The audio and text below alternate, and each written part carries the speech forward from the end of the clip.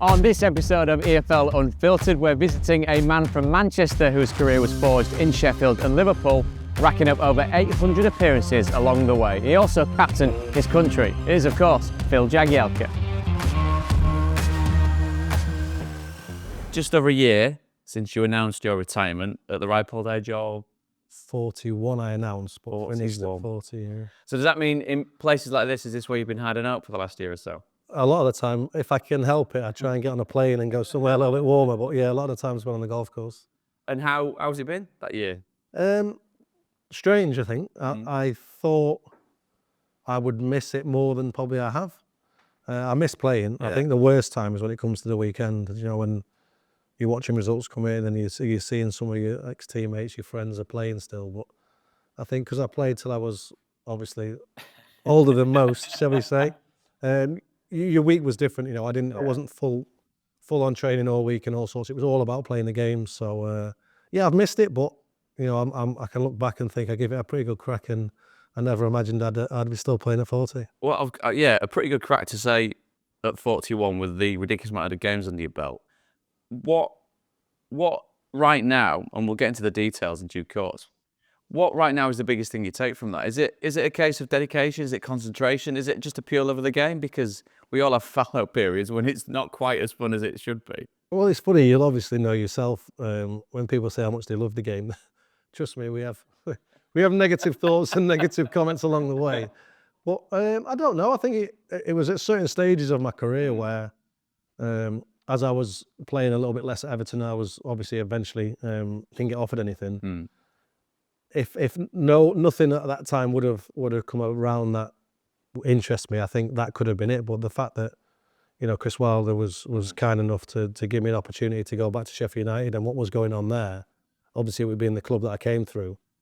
I got the sort of the kick up the bum, if you like, or the thing to want to keep going. And thankfully I had some good characters around me in that dressing room that knew what I was about, pushed me to stay fit, to keep going, to ask me questions, to use sort of my knowledge, if you like. Yeah, exactly. But these lads wanted it. You know, we were competing for the same position, but at the same extent, I went in there knowing that I didn't need to start. If I wasn't starting, that meant the team above me, ahead of me, was playing well, and that was what the main priority was, especially for Sheffield in the first season back in the Prem. So I think the longevity was hitting the right sort of, being in the right place at the right time. So there, better timing as well. Yeah, exactly. As dedication. So if I'd have gone somewhere where I didn't know anyone, it didn't mean anything to me. I didn't play much for the first year. Realistically, as you know, you don't say you're full of love, but you just realise then maybe it's time. To move on. But you know, I was thoroughly involved even if I didn't play. We had a really successful season. Next season, obviously, COVID hit, wasn't great, but you know, I was still feeling fit. I was still feeling I could offer something. And everyone around me told me it was probably too early for me to stop. But again, I was 37 at that time. Trust me, the phone doesn't ring very much from your face. It doesn't ring at face. Yeah, I can. But then obviously Wayne had a predicament at Derby. I'd agreed to sign. I thought, okay, I've done a pre-season, I've got through it. Then it fell through. Then I managed to sign about 2 weeks later. Funnily enough, my birthday was in the meantime, so Wayne was like, I thought I'd agreed to sign a 37-year-old, not a 38-year-old. Does it change? Yeah, exactly. Yeah, so I think they give me less money. But then I really enjoyed my time at Derby. And again, my role at Derby was amazing. We had such a young squad. We had literally probably 5 or 6 players that played more than 50, 100 games, and the rest was basically the youth team of the previous season that hadn't even played live in front of a live audience because it was COVID. Right, yeah. Because you know, we weren't allowed to sign many people. There was like 5 or 6 of us, sort of senior lads. So I really enjoyed the role. Thankfully, again, I was fit. I was ready to play, and then I got the phone call to go to Stoke and spent 18 months there. You know, last 2 seasons at 39 and 40, I played 70 games. So and felt good playing. It was all and I'm a centre half. I don't come on for 5 minutes of jinking. We were pretty much 90 minutes, and it was nice. Like I said, the timing of what manager I got at the right time and where I was, and you know, I loved it. Don't get me wrong, it took me a day or two longer to recover than it did when I was younger, but it was nice, and it was a nice end to it. I would have liked to have continued. I think I was in the role of continuing, but again, when you're out of contract at 40, nearly 41, it's even more difficult at 37. So I kept changing my phone. I thought my phone was broken. So that's the end then. Let's go all the way back to the start. And there's Everton in there at the start in the academy. Yeah. Obviously, more on that in due course as well. That didn't work out. Did you choose to move away? It's a difficult one. So my birthday's in August. Yeah. So you'll know yourself, when you go internationally, sometimes it's January to January. Or in the term time. Yeah, or in the exactly. So I was quite small when I was younger. So I was sort of technically playing a school year below. Yeah. So I was the oldest of my teammates. Right. It's like being a September birthday. Yeah. Do you know, like, but being And then youngest once you get into exactly. Yeah. And I'd have had to leave school after my GCSEs and wait for my teammates to do their last year of GCSEs. So previously, a couple of lads had done that, but they were promised, obviously, it was YTS, I'm sure, and a scholarship. But Everton straight flat refused to offer that. Okay. And I thought I was doing well at the time. Yeah. So my dad's gone in for a parents' evening, come home and told me we're not going back. No way. It was a bit of a, well, he obviously explained How old it. were you then? I was 15. So your dad So got news. He had to come home to deliver that. Well, he went in there obviously thinking we'll sign like a year extension and then we'll have signed the scholarship forms as well. But they straight out flat refused. Oh, we're doing things differently now. We're doing this, and this. Right. How was that then? Old man comes home and says, sorry, we're not going back there. Well, I didn't really like him for about 10 or 15 minutes because he'd made a decision. What did he say? It's not my fault. So you imagine that? Yeah. I'm thinking he's going to come back with like a report of how well you've done, keep going, blah, blah, blah. But no, the decision was made. I think it also helped, obviously my brother had been through all this previously, 4 or 5 years prior, so my dad had a little bit of experience of what was going on. But, you know, then I went on trial at Man City because one of the academy people had left Everton and gone to Man City. So again, when I went to Man City on trial there, obviously the confidence was a little bit low. I trained and played with my school year. Right. Did okay. I'd say okay loosely. I was probably rubbish, but okay. And then the next week I got a phone call saying, oh no, it's now a home game, not an away game. So I've turned up and now I'm training, if you like, with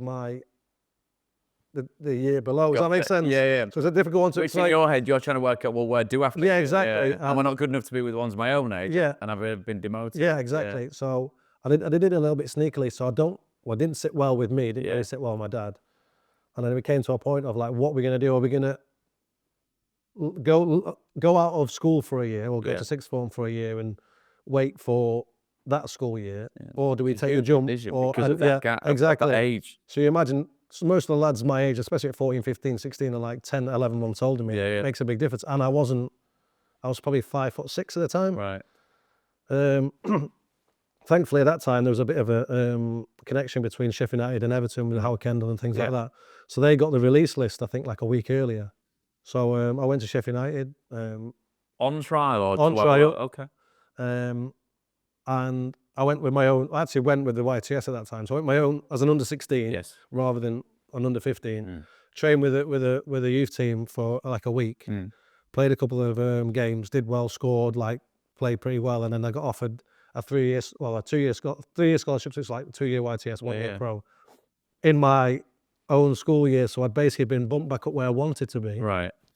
And then obviously stayed there for 8 years. Funnily enough, when it came to an end, unfortunately, we got relegated and a release clause. The one club the club that was ridiculously interested was the one at Everton. So he's 17, and when you look at, you make your debut in 2000 at the very end of that season. That chance to come into the first team. What was that like? Can you remember that the nod or? I'd been sort of training in around the team. I remember I was about to sign my first, another interesting crossroad. I was about to sign my first professional contract would have been my second year, just to start second, and the manager got sacked. So I think it was Steve Bruce at the time, and he's left. Yeah. And then it's like, well, I've just not made a name for myself, but I've obviously in the youth team, I'd have been like a bit of a buzzword. Yeah. And our new manager comes in. It's Neil Warnock, and back in them days, it shows you how old it is. Again, there's not much of an internet or whatever. It's not like it is now, so you can't Google. So you're trying to figure out with what sort of character he is, and he was known to bring in older players, steady the ship, and not give youth a chance at all. So there's me thinking I've potentially not made it, but potentially got over the hurdle of getting my first professional contract and doing whatever. And he comes in. So I've gone from high to low in a way. I'm like, oh no. But then he's come in, and then we went to Whitby, so we played a pre-season. We played it in-week friendly or whatever when he came in. And I've ended up going on the team bus, and I'm shocked. Yeah. Then I remember I was sharing a room with John Cole, and he just got in, went left. I was just in the room like this. Thankfully, Curtis come and got me. Do you know what I mean? Bully me on the horse. So same again. Because you passed the test. Yeah, exactly. Yeah. But then I remember being in and around and having a conversation with my dad, thinking like, we're not sure this is going to be the right fit now, because if I'm never going to get an opportunity, because which was correct at the time, the club needed not saving, but making sure it wasn't. Yeah. But to be honest, for whatever reason, Neil decided to give 2 or 3 of us a good chance, and he'll be forever grateful for what he did for us. But it's hilarious when I speak to people. I thought that was the norm. Yeah. A manager. That was my first ever manager as a young lad, and I thought he was pretty normal. Which he's amazing. Yeah. We pretty much know that he's. What was your first impression of him? Well, it was shin pads on for training, wasn't it? So shin pads like Shin pads and stuff. Yeah. And it was a case. And again, when we spoke about passing a test, for him, he wanted to know who he could trust in his dressing room, or just to go out on the pitch. So he'd quickly figure out in that 11v11, you'd have people that would try to over-impress him, but you'd have obviously people again that would be potentially jumping out of tackles or not getting interested or wearing gloves and that. And he assessed it and probably didn't give many of those people an opportunity. So as you can imagine, as a young lad, my pads were on, and it was smashing. But even in the youth team, you'd know the same. You'd smash each other, pick each other up and laugh. Or you'd shout each other. There's a real camaraderie to it. But the same again, if that happened now, you probably wouldn't speak. Well, you wouldn't speak to your teammate for a week because you'd be sulking. Or if someone shouted at you for not doing something, they'd take it personally. Whereas the era we grew up, like I said, the camaraderie was you could literally smash me and say, I can't wait for the next 50-50 because I'm now going to do you. Do you know, like, what it'd be like, wouldn't it? Yeah. So how quickly were you off the back of that year when you kind of find your feet with Neil and he's assessing what he's got and where he wants to take the football club? How quickly were you then established, and what was that relationship like with him? Would he talk to you all the time? Would he give you little tidbits? Would he treat you differently to other players, would he? Well, he would, and if you'd have seen many interviews, he's quite clever what he does. He sort of picks a favourite, and so Michael Brown was his favourite at the time because he was one scoring the goals and whatnot. But then out of the young lads, Tongi was a little bit quieter. Yeah. So was Mott. So like he'd pick on me a little bit. He'd done it to so many lads where it was raining and he'd come out on an umbrella and he'd get me to stand under the umbrella with him as if he's like looking after me. Everyone else is getting absolutely drenched, and I'm stood there literally as he's doing a talk like this, and I'm dry as a bone, and everyone's just looking. So then obviously he threw out the old joke, is like pretending I've been at his at breakfast. You're like, so he was quite clever because he must have known I could take it, that I wouldn't melt, because obviously I'm getting hammered. Yeah. Do you know, and like you just got to go in and like exactly, and I'm still only 19, 20 years old. Yeah. So he obviously picks the characters well. And even to the extent he'd hammer the young, but he was so clever. And you look back now, you just thought it was normal. Yeah. But he'd be clever. He knew he was trying to convert. I was being converted from a midfielder, from a goal scoring midfielder, to a defender. And in a game day, it's not too bad. But in a training session, I'm now getting blocks. I'm getting whacked. I'm getting like elbowed, and you can see the emotion. I'm like. And he can tell I'm not enjoying it. And he must have sent me in 5 or 6 times. Really? He's like, Jags, I can tell your face is annoying me, or like sulking. Go in. I've had enough. Yeah. And I'd be like, what do I do here? And he wouldn't start the session until I'd gone in. It was a proper. Yeah, it's like, go in. Yeah, but it's not. Like, but then the next we're fine. Yeah. He's basically saying to me, look, Jags, like, I get it. You know, we'll save it. Like, Save all these blocks for the weekend. Yeah, well. So, and did he discuss that change of position with you, or did he just, by virtue of how you were training, you thought, well, maybe my goal scoring midfielder days have potentially come to an end? The game sort of changed as well. So it sort of coincided with when I first came in the team. I came in as a right back a couple of times because it's an easier position, I think, to be given. It's different to what it is now. Yeah. That's what it is. Yeah. I know what you mean by that. Yeah. It's not a winger where it's like. But you could sort of be on the outside of it. I'd had a little bit of a growth spurt, so I was close to 6 foot. I was athletic, so you could be played there. But then, obviously, I got into midfield, played a bit more there. But playing at centre half was a bit more of a trust issue because For him, that's where his... As a young player. Yeah, as well, yeah, exactly. yeah. That's where your older players, your captains would be. But I think the game changed, and I think obviously Neil looked at that. I probably played the most seasons when we got promoted. Yeah. So obviously he'd made a conscious decision of wanting someone more mobile, not as big, but whatever. He probably looked at what the Premier League was like then, and there was obviously conversations about it and stuff like that. But it's just sort of what happened naturally. Even when I was watching football, you saw, your Rio Ferdinands, these people that were not just 6'4" and really good in the air playing centre half. So it was quite an easy transition. I I wouldn't say like it. I didn't know how this won't last for very long. I'll be back airfield soon. Because even in training, I love to go forward and try and score. But I've often said if I had not made that transition, I think I could have played in the Premier League in midfield. But realistically, I would have had a Championship / bottom of the Premier League type career, maybe in midfield. Yeah. And probably not for as long because I've had to run around a lot more. More miles, exactly. a lot quicker. Yeah. But even that, I soon realised when I got into defence, it's like a problem solving position, especially as the game changed. Yeah. Whereas probably 5-10 years before me, it was me v you, whoever comes out best. Yeah. Whereas now it doesn't have to be the case. You can pass him on, you can talk, and you can work do as a things. unit more. Yeah, exactly. Yeah. So that suited me. So we spoke earlier about timings of my career and things. And the evolution of it. Yeah, exactly. And it worked out perfectly. So where does being a sub goalie come into that? Yeah, well, again, we go back to the five subs. Yeah.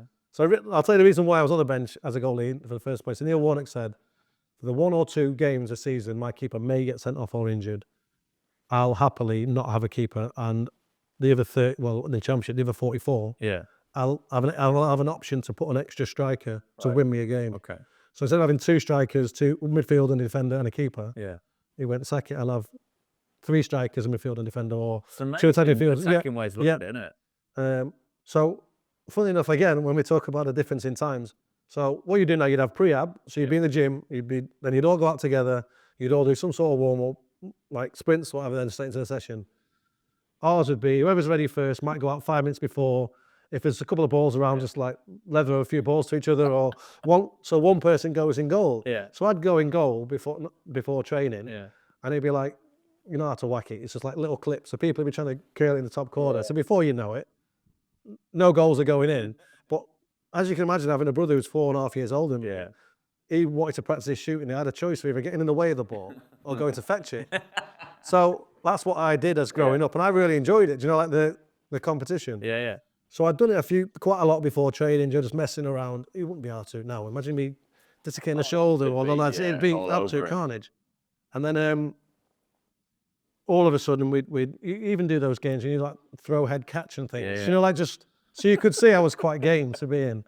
But then it just happened he'd not put someone on the bench, and then Paddy Kenny got injured 5 minutes before half time at Crystal Palace. Yeah. And I was playing. I remember someone telling me Pesh Casalido, Pesh was on the bench. Yeah. And Pesh is He's not a goalie. no. Well, to be fair, he's actually good at being a goalie, but he's agile. 5'7"? Well, that's what I'm saying. Yeah, but you'd have to put him in 5-a-side goals, wouldn't you? But his ability was okay. He was just way too small. Yeah. So then, so he was trying to go in at Palace, and I've gone in goal. 5 minutes before half time, I'm thinking, what is going on here? Because obviously you're a bit macho, saying you're in goal. It must be an assault on the senses though, because suddenly you go from I shut the gloves on, thinking, all right, there's actually quite a lot to do with. So we got to half time, Yeah. and I'm like, my head's kettle. I'm thinking, what am I doing here? So the goalkeeper coach, and he's like, Jags will go outside and just give you a little bit of a warm up, a bit of handling. Yeah. I'm like, obviously, yeah, sure. So I've gone outside the Crystal Palace away in front of their flag waving, like whatever, it's not called a cop, but whatever it is. So I've gone out, exactly. So I've gone out, just me and him in front of there to the side of the goal. So he starts slapping some like half volleys in, but to be fair, my handling was intense. I was just going, so it was like massive, like wait, like oh, and you're like, yeah. Oh, it's not a joke. He's exactly. actually going to be playing in But goal. then when the game started, I'd never been so nervous in my life, because my biggest fear was not someone scoring a good goal. It's like me being stood like 1 yard next to one post. Do you know, like, and leaving like 14. Do you know, like, all I was doing was this for the whole half. Yeah. Where's the big guy? Exactly. Yeah. And I'm thinking, don't panic. And you think all these images of when a goalkeeper's gone to pick one up and it bounces over his shoulder. So I swear I was wired for the whole game. And then even getting a back pass, I'm supposed to be an outfield player. I'm now nervous receiving a ball with no one near me, and then taking a goal kick. I snap up to my first goal kick. So like, and then I've spoken to Luke, like I've always gone with goalkeepers. I've spoken to, it's a totally different technique taking a goal kick. Right. When you're taking an outfield like long sort of free kick, you can sort of try and zing one, or if you're trying to think, where this one's like, it's like golf is, it's like hitting a nice little 6-iron. Okay. But I'm trying to punch like a 4-iron, and it's just literally skew-whiffing everywhere. So then we ended up winning the game.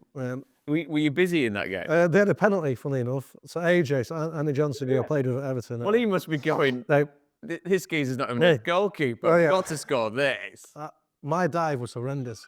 It'd gone to the point again where they just brought in, you have to stay on your line as a goalkeeper. Do you know, like when I say just brought in, I mean like the eagle eye in you. And I've never practiced being a goalkeeper on the line.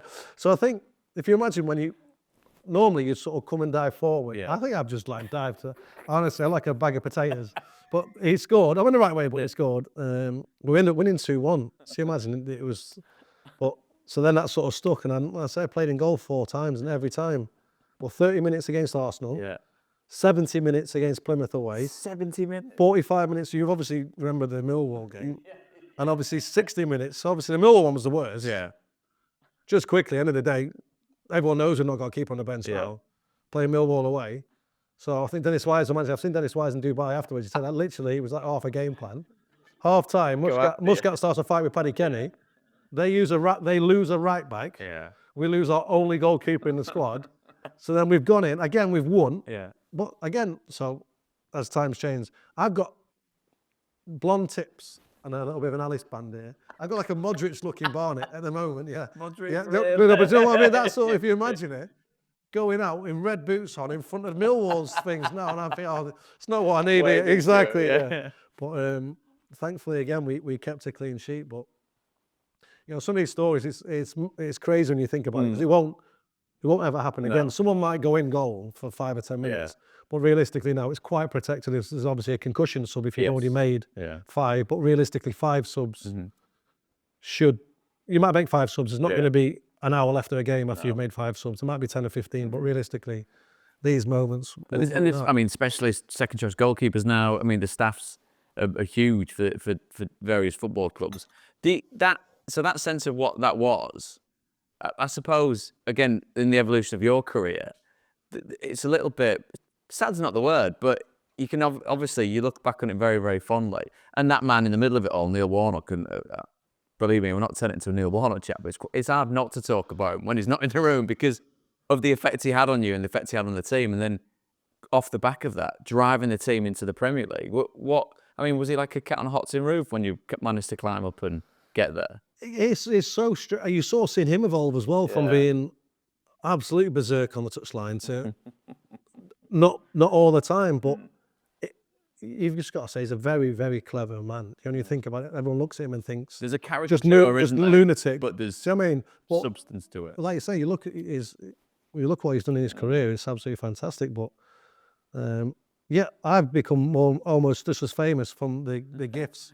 No, you flick through, there's me and Mo's getting turning off, and you've got to die for 3 points. You know, all the things that are going.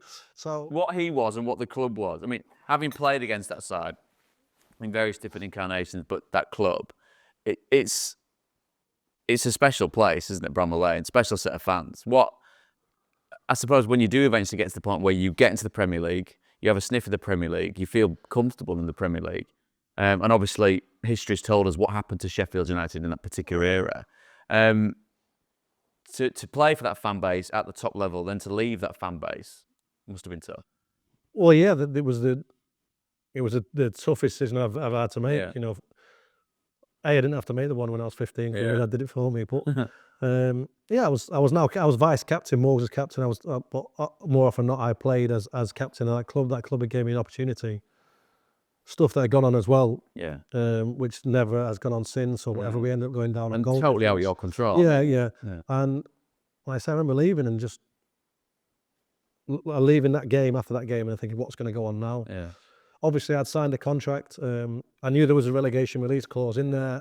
Again, it worked for both teams because obviously now I'd had a taste of the Premier League, and I think I'd just had an England B call up, or I think so. So I was on the I was obviously climbing to the periphery of potentially playing more in the Premier League. But how many games in the Premier League did you think actually I feel good here? I feel fine. I feel there was always a confidence. But again, that was because I played 120 games on the spin. The only time I stopped playing was when I went to Everton for Sheffield. So I knew my place was secure. Obviously, I had to play well, but when you're in that sort of zone and that in mind space, you knew the manager was going to back you. So, but when you were playing, as I say, we were playing against his teams. First game of the season, we lost to Liverpool getting a penalty for the tackle. He didn't touch him. He said it was intent. So it's again, nothing's ever been given. No. A goalkeeper's never been, or openly said. Obviously, people have dived. But the referee's never come on the TV after and said, "I gave a penalty for intent for the goalkeeper to come out." It's a very do you know what I'm saying? Yeah.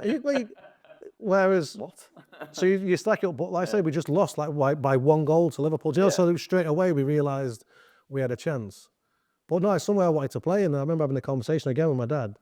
It's like, realistically, I got offered more money to stay at Sheffield United than I did to go and play for Everton. That's a tough position to find yourself in. Because obviously there was the parachute money. Again, realistically, I think if I'd have signed that contract, they'd have probably took out a release clause or put a bigger one in, or do you know? So there would have been sort of pros and cons out of both. But it all boiled down to me wanting to go and play in the Premier League again. I didn't want to leave Sheffield where it was, but funnily enough, Alan Kirbishley rang me from West Ham. And said, "Look, we'd like to chat to you, but obviously I don't think you will." Imagine me going to West Ham after the Tevez and Mascherano deal. So I said, "Look, thanks, but no thanks." You'd never been able to go back to Sheffield. Exactly, which obviously is the type of person I am, but obviously Everton came back in. I went there, but even there I was not guaranteed. I went there as I won't say utility player, but I went there as someone who can fill in. I played right back. I think first game was at right back. Played centre mid, trying to run around after like Gaz Barry and like people. Just like I had so many different roles. I only started playing there probably 6 months in. Were you any tears on leaving Sheffield? Well, a lot the day we got relegated, obviously, because you sort of you realise that was potentially, but nothing got sorted because of obviously the off the field stuff. We didn't know whether there was still a grey area. So I did my first morning pre-season at Sheffield. And then I had to literally grab all my medical records and leave to go to Everton that afternoon.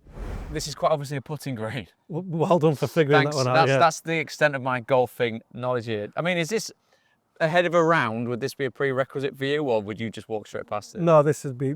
A lot of people spend a lot of time on it. Might be 1 or 2 balls and then roughly try and get the pace of the green and hope for the best. Right, ready? Mine was about to go in a minute ago. Shoulders and everything all right? Yeah, mate, you look fantastic. That's a lie. Go on, mate.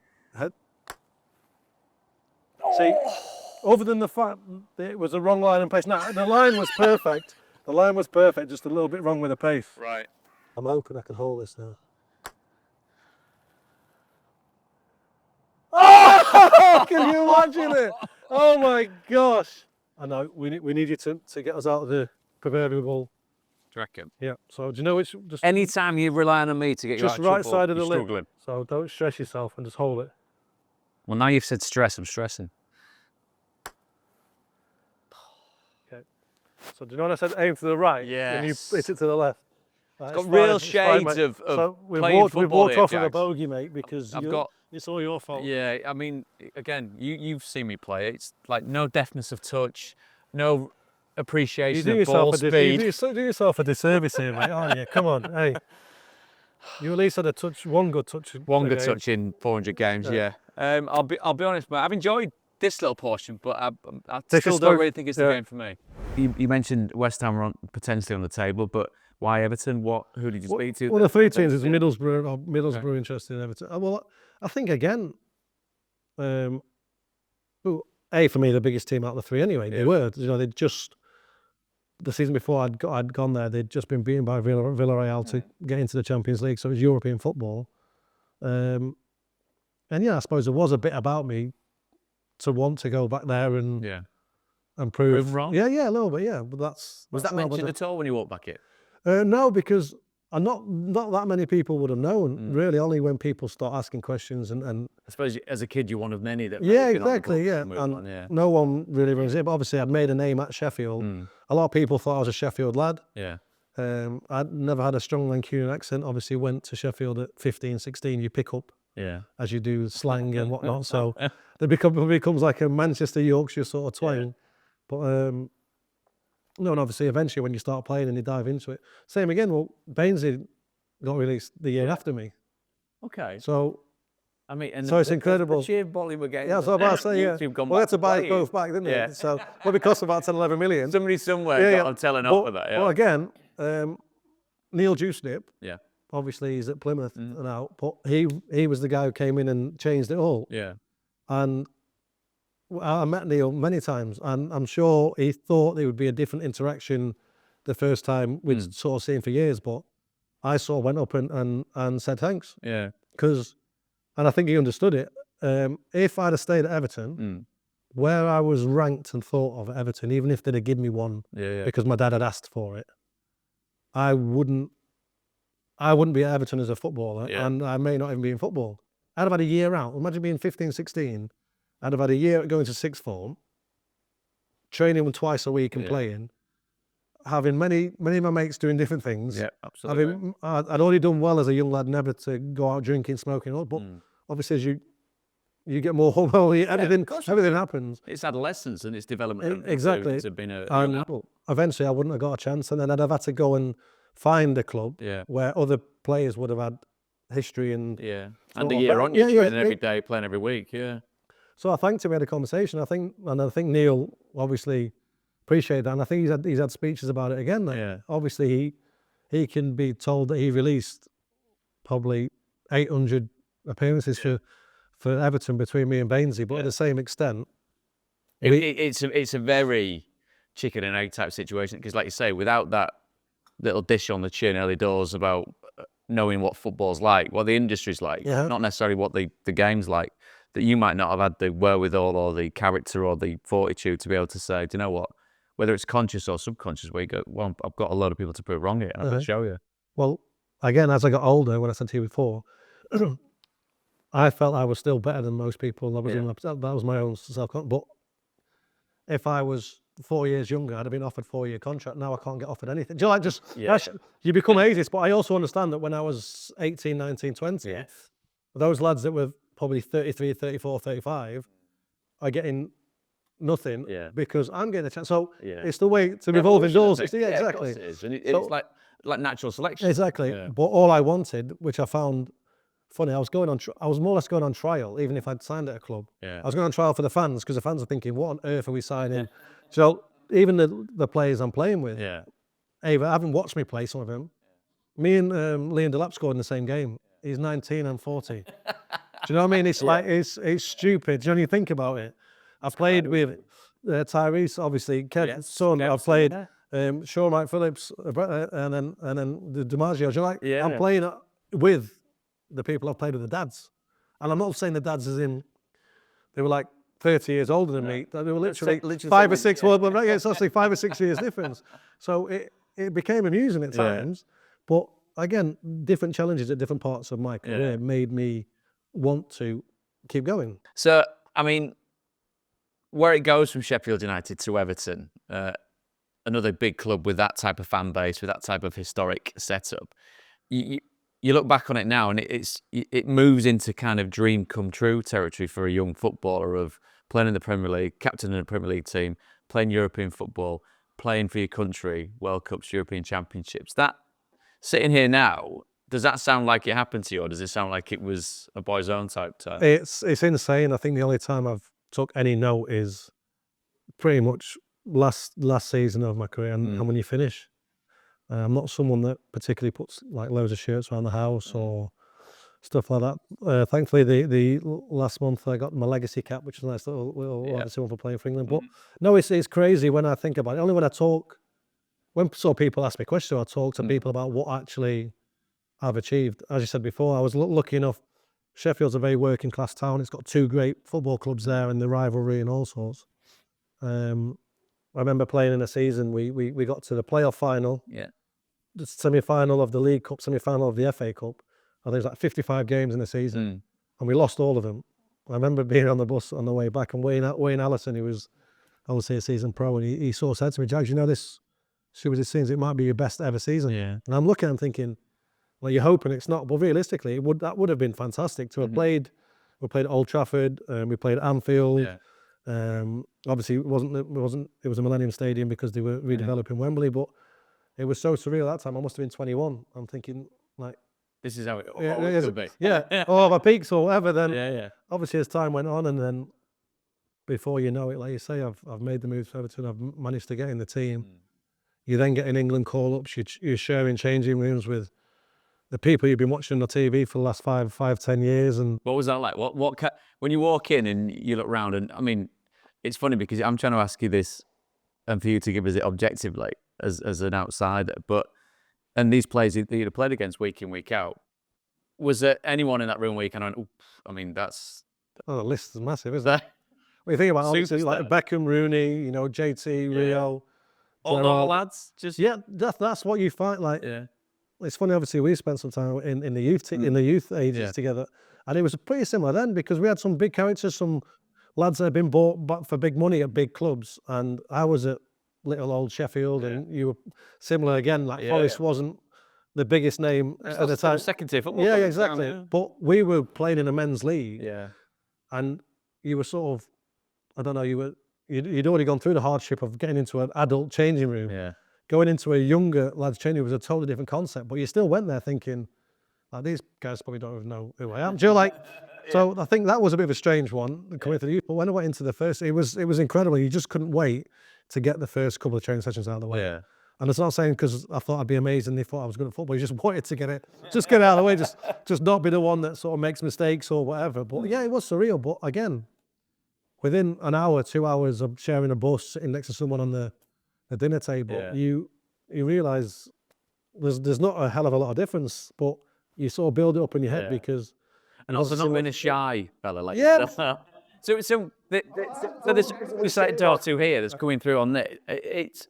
And you've never struck me as anything other than that. Like I said, our kind of paths crossed decades ago, and that sense of what you see is what you get. And then we'd not seen each other for a bit, and only seen you the other week at work, and it was not bizarre. It was just really lovely because you walked in, oh, it's Jax, and then me and you were chatting away and swapping stories and stuff, and it was exactly the same. And I see it from the point of view of an ex-footballer who had a certain career, and I look at yours. And when anyone asks me about football, any advice that you give or the little tidbits that you do, the one that always impresses me most and that always I've got the most admiration for is being able to go for as long as you did, because that's every day. That's not every week turning up to the games. That's training a certain way every single day for the best part of 25 years. And that's vocational. That's a dedication to your craft, because I do understand it's relative when people say, "Oh, it's just football."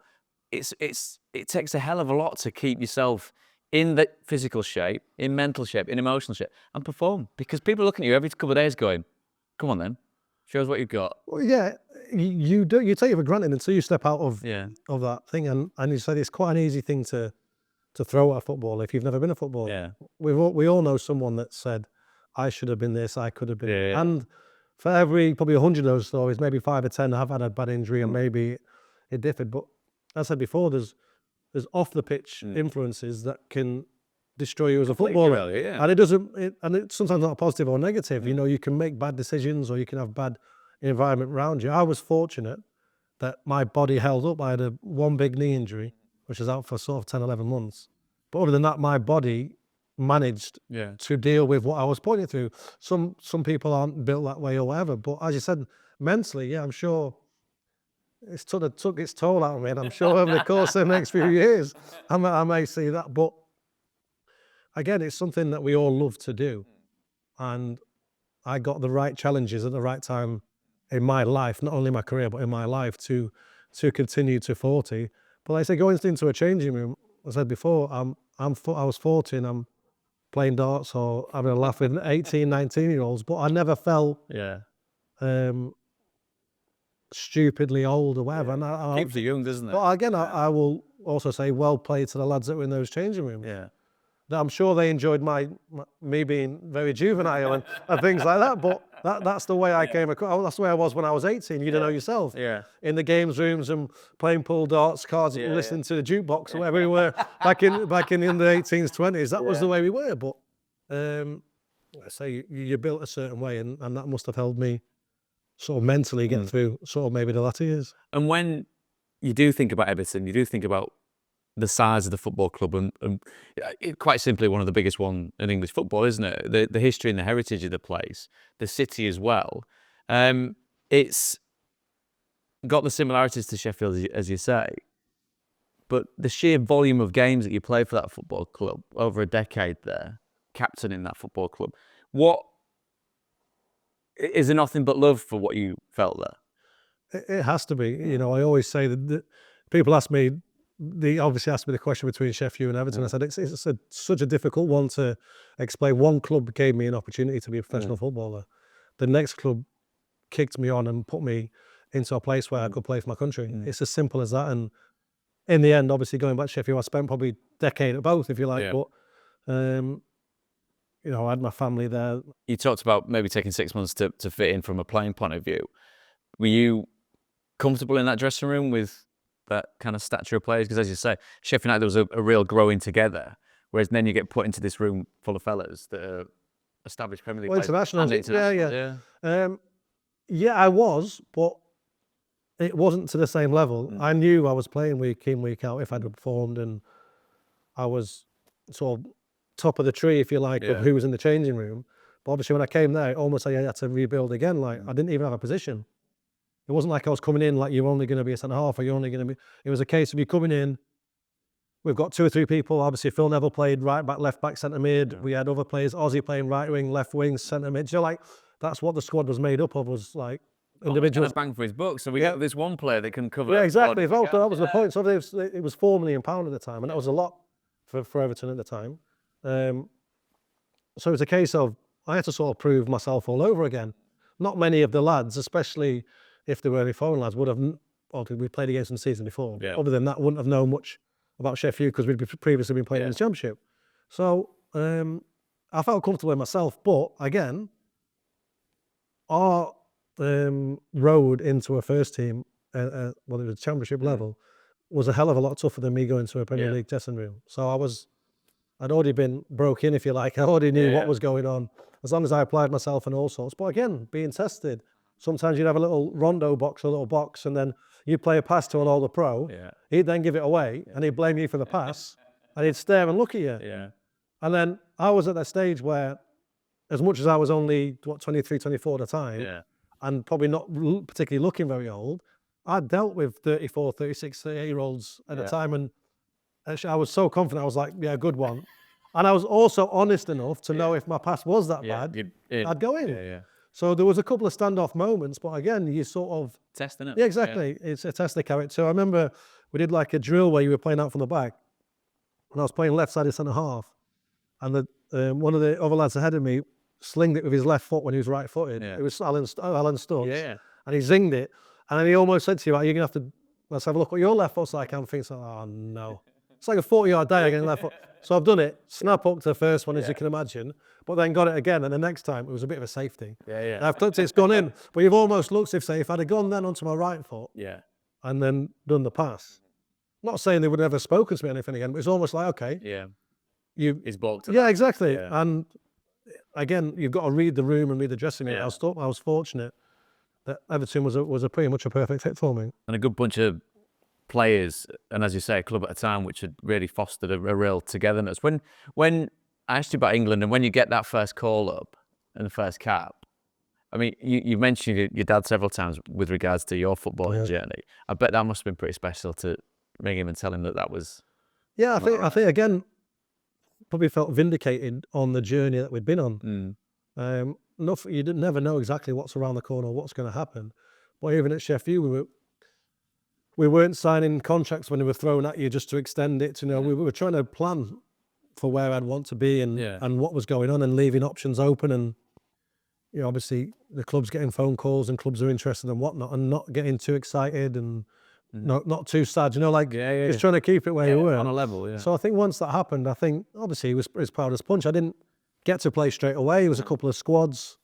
You know, you're sort of in and around the bench, and then the tough thing is if I'd have been a forward or an attacking player, sometimes you get 5 or 10 minutes at the end of the game. Realistically, as a centre half or a right back, Yeah, they're not just going to put you on just to. So I had to bide your time, and it added to my experience. And you know, I was basically involved in England for probably 10 years. You know, somehow again, you talk about how things just happen. Actually, I got 40 caps. Yeah. It is quite stupid when I say it out loud because that's a lot of amazing caps. amount of Well, caps. it's probably 12 games a season you've Yeah. been playing. Yeah. Do you know, like, so there's a lot of people competing for it. It is insane, but something that they can't take away from you now. And What from an advice point of view, you mentioned that you got asked about that later on in your career.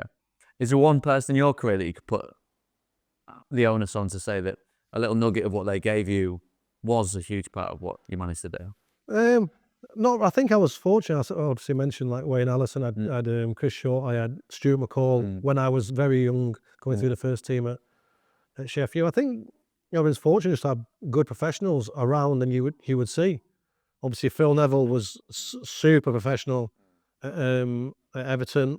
I think again, just timings of Right place, right yeah, time. just looking around the changing room, and obviously my brother was around for most of it, and again, he'd probably made more mistakes, potentially even going out, not using the time he had as much. He thought he'd go on forever. Then before you know it, you drop down from, he was at Stoke, then he goes to Shrewsbury next. You know, like, so he'd had probably the worst side of it. Again, my dad probably would have learned a little bit from that. But no, I don't think it was anything specific. I think it's just I was probably I walked around with my eyes open. Yeah. And I think that's the best thing you can do is obviously take little bits and bobs and whatever suits me as a person, go from there, really. The Phil Jagielka that would possibly walk around this neck of the woods in the mid-90s compared to the one that walks around now, is there a big difference between that person and that person back then? Yeah, probably the red list, bubble coat on or something at the time. So nice air Wolfman. Yeah, exactly. Yeah, Discman, an anti-shock Discman. It posted you. Yeah. The 10-second anti-shock, it was brilliant. To be fair, there has to be a difference because obviously you feel mature different? through it. Yes or no. Like, I always find it funny when they say like, it'll never change. It does change you. Like, obviously I've been given an opportunity to do what I've always wanted to do. The dream. Yeah.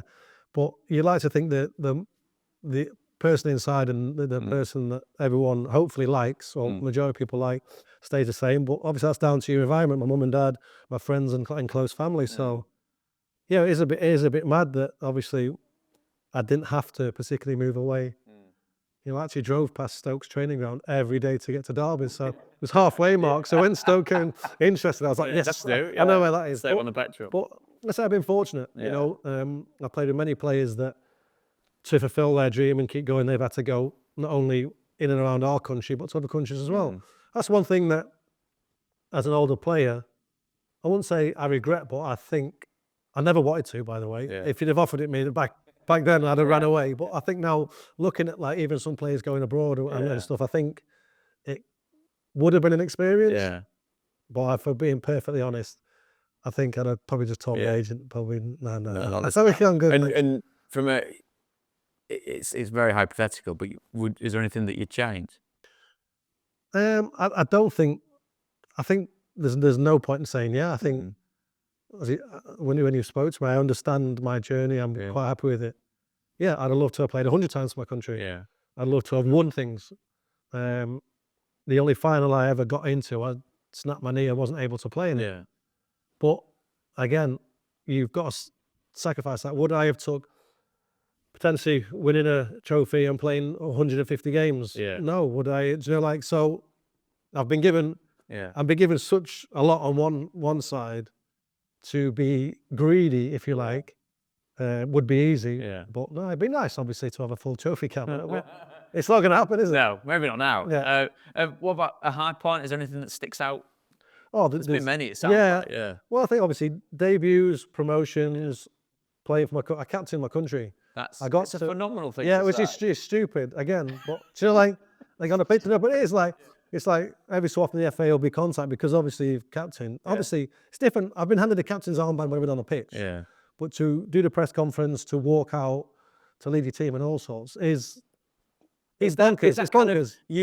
Again, I say about dream country. That's it. It's on steroids, isn't it? That's Well, probably it's not even a dream country. You don't. I never sat at school when I went to Knutsford. Yeah. I can't wait to potentially captain my country. It's like I'd like to professional football. That's about as big as your dream come. Yeah. If you got to the Premier League, amazing. If you got to play for your country, I never imagined walking out first. Yeah. What? Thanks to Roy. Cheers, Roy. But again, you earn your stripes. And obviously, I was trusted to obviously do the press conference to lead a team at the time. So I mentioned at the start that we're here, and golf's obviously a huge part of life. And from what I hear, you're very, very good, which is lost on me because I'm terrible. As you've seen, the highs that come with that. I know a lot is discussed, and it's a generational thing, and maybe there's a bit more discussion on it now and a bit more focus on it now, and quite rightly so. Coming out of that, because football is a glorious vocation, a wonderful profession. It's an emotional job. Do you get to an age where you're fine without that, or you find that in other things? Because it's exhilaration, it's joy, being able to do it and scoring a goal for Everton against Liverpool, sending Everton fans bananas, feeling that love and that passion. When you've scaled those peaks as a person and as a professional, what does come now? Yeah, you can't get those highs. You can't get those emotional reactions to yourself. It's impossible. I think because I played for so long, I think you sort of wean yourself off it a little bit as well. As a protection type thing? Yeah, I think it just naturally becomes a bit more normal. I was desperate to get to 40 and play, so I had a little target, and then I realised I wasn't far away from 800 games. So again, Ridiculous. So we went back to the negative bit about the end of Stoke, but I still thank Stoke and the manager and the team for giving me the opportunity to get to that far. So I don't look at it negatively. I just wish that tiny bit at the end, that 3-second conversation could have changed. So you don't. So for me, the only way you do get it, again, if I play golf, I'm competitive, obviously. But I think the way it gets the closest is if I put myself in a team event. Yeah. So again, me and my partner taking on your new partner. So like me v you, it's going to be competitive. But to the same extent, we're mates. If you play well and beat me, I'll just take his. But when you sort of got someone else who's either relying on you or you're trying to G them up, I think that probably brings the best out of me. Right. So gets you somewhere. That gets me as close as you possibly can, because you feel the emotion of someone else doing something well. But then when you do something good, you know, generally your partner's going to be buzzing. So so to make someone else really buzz off you is a similar. Whereas you don't really, if you're playing for yourself, it's a slight bit different. So the only way I get quite close is if I sort of play the team aspect of golf. A lot of people have got into paddle, but I've not got into that. Again, I think it's quite. I saw that sign of the way, and I thought that'd be something that you would love to. No, but I haven't purposely because I think it'd be addictive. And same again. My name's Phil Jagielka. I did it exactly. It's too cold to play now. So, and plus that means I can't get on the golf course. So are you still a football fan then? Who do you watch nowadays that would get you off your seat? So I still watch every Everton game. Then I've got obviously mates in and around it. Yeah. I end up watching Doncaster half-time sharp. He's still playing there. Got my little boy. I got my little boy who's 17, probably not. My boy to watch. Hull. Same again. It's just I spoke before. Lads that you've met along the way. Sheffield I watch, and thankfully for me, a couple of lads that were at Stoke and now at Sheffield, so I can watch both of them. Again, it's characters that you've grabbed and sort of attachment with that you'll watch. I'll keep an eye out for the Bristol game now. Like I said, I spoke about Birdie and Knight too. Both of those lads are there from Derby. So again, I find myself more of a, not so much obviously I'll follow Everton and Sheffield, but not so much a team. It's like I'll find it easier watching football if I've got a player that I've played with or someone I'm watching more than actually the game. Yeah, exactly. What would be next then for you? I'm not sure. I've obviously, it's been just over a year and a half since I've stopped playing. As in played a game, or a year just over. I've made a decision. I don't know. The media thing is absolutely fine, but it's difficult coaching. I haven't got any badges, so. Any intent to get any badges? No, well, I made an excuse up. As long as I played, I didn't want to do my badges. So that must be why I played till I was 40. So I just didn't want to go and do the homework. Yeah. So I don't know. I think I'll just sit back and, let's say I've got other things to keep me busy, get the handicap down, and then try and play as many team events as possible. You seem very happy with your lot. That's Well, you have to be. I think there's times, obviously, even at weekends, you do sit down and you wish you were still going at it and whatever. Then you try and run up the stairs and realise maybe that's not the best thing. But I'm lucky again. I've come out now and my body still works. So I'm not walking with a limp or lads that have broke ankles, that I've struggled to go over. The body works still quite well, so I can still have a little race here, there, and anywhere. But no, I'm quite content. I do get bored. Yeah. But you're bound to. It's my adult life. I was told what to do, when to do it. And then most of the time it's football, from 15 to 40. So now I'm trying to become an adult again and start making my own decisions. Arrested development. Yeah. Finally, Sheffield, Manchester, Liverpool. What's the best night out? I'll probably just say Manchester. Because it's on your doorstep. To be fair, Sheffield was pretty good though. Student. But it was good when I was a student, probably not so much now. Yeah. Pre-camera phones. Oh, 100% pre-camera phones. Hey, yeah. Yeah, but for a team night out, it's perfect. Yeah. Hey. Then that sense of what it is and what's been done, it's just been a pleasure to chat. It's been a real pleasure to chat. We walked around a lot. Yeah. I don't think I've ever called you Phil in my life. It's just very odd. I call you David. You did look around when I called it you. It did, yeah. It's normally when I'm in trouble. But no, from my point of view, I've got nothing but admiration, mate. I think you've done wonderfully well. You've surpassed all expectations, and anyone that gets anywhere near a career such as that should be very proud of themselves. Well, thanks, I am. Cheers, mate. Till next time. Till next time.